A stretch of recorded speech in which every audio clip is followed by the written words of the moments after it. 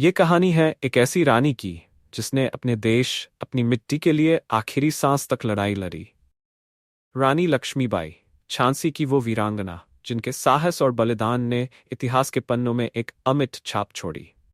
मणिकर्णिका, जिन्हें हम रानी लक्ष्मीबाई के नाम से जानते हैं, का जन्म एक सामान्य परिवार में हुआ था, लेकिन उनका साहस और नेतृत्व क्षमता असाधारण थी।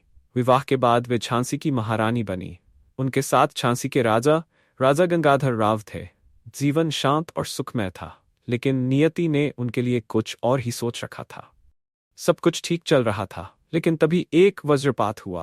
राजा गंगाधर राव का असमय निधन रानी के जीवन को हिला गया। वो अकेली रह गई, लेकिन उनके दिल में झांसी की रक्षा का संकल्प था। अंग्रेजों ने उनके पुत्र को राजा मानने से इनकार कर दिया और झांसी पर अपना अधिकार जमाने की कोशिश की। रानी ने कहा था, मैं अपनी झांसी नहीं दूंगी।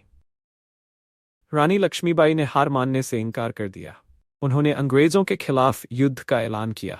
वे जानती थी कि यह लड़ाई आसान नहीं होगी, लेकिन उनके लिए झांसी की मिट्टी सबसे बढ़कर थी। अपनी तलवार उठाकर उन्होंने अंग्रेजों की विशाल सेना का सामना किया। ये युद्ध सिर्फ तलवारों का नहीं था, ये सम्मान और आत्मसम्मान की लड़ाई थी। रानी ने आखिरी सांस तक युद्ध लड़ा, लेकिन वे चारों ओर से घिर चुकी थी। अंग्रेजों ने उन्हें कमजोर समझा था, लेकिन वो ये नहीं जानते थे कि लक्ष्मीबाई की तलवार में पूरे भारत की आत्मा बसती थी। लड़ते लड़ते वो वीरांगना अपने अंतिम क्षणों तक डटी रही।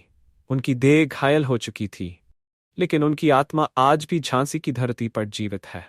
लक्ष्मीबाई की यह बलिदान गाथा सदियों तक हमें याद दिलाती रहेगी कि वीरता और साहस किसी भी चुनौती के आगे झुकने नहीं चाहिए।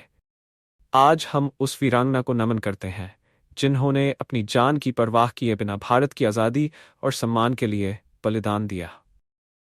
झांसी की रानी की कहानी हमें सिखाती है कि चाहे कितनी भी बड़ी मुश्किलें क्यों न हो, अगर हौसले बुलंद हों तो हर चुनौती को पार किया जा सकता है।